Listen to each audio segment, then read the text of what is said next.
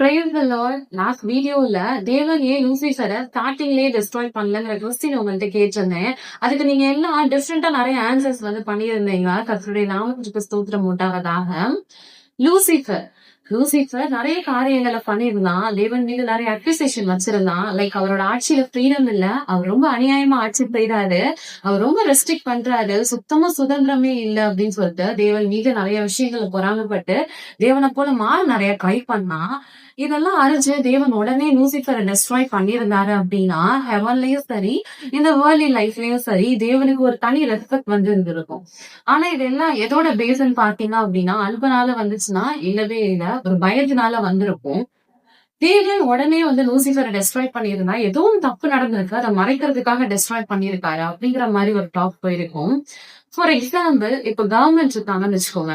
Government சைட்ல ஏதோ ஒரு ப்ராப்ளம்னா உடனே அதை கிளியர் பண்ணிட்டாங்கன்னா நம்ம எல்லாருக்கும் ஒரு சந்தேகம் ரைஸ் ஆகும். அங்க ஏதோ தப்பு நடந்திருக்கு, அதை மறைக்கிறதுக்காக இவங்க இப்படி அழிச்சிட்டாங்க அப்படிங்கிற மாதிரி நமக்கு நிறைய சந்தேகம் டாக்ஸும் வந்திருக்கும்.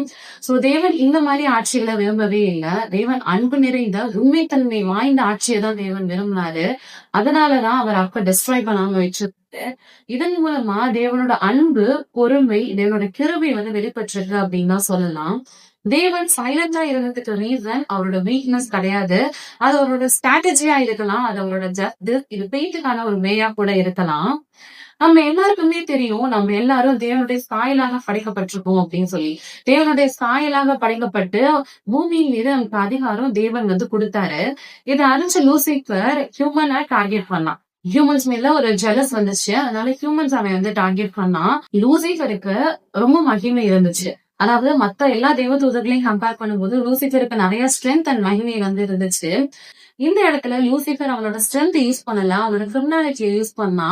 லைக் அவனோட வேர்ட்ஸ் மூலியமா ஏவால ஈர்த்து தேவன் மீதே ஒரு சந்தேகத்தை ஏற்படுத்தி அந்த பழத்தை புசிக்க வச்சான். இதன் மூலம் தான் லூசிஃபர் மனித குலத்தை வீழ்த்தினா. இந்த வீழ்த்தின இந்த மனித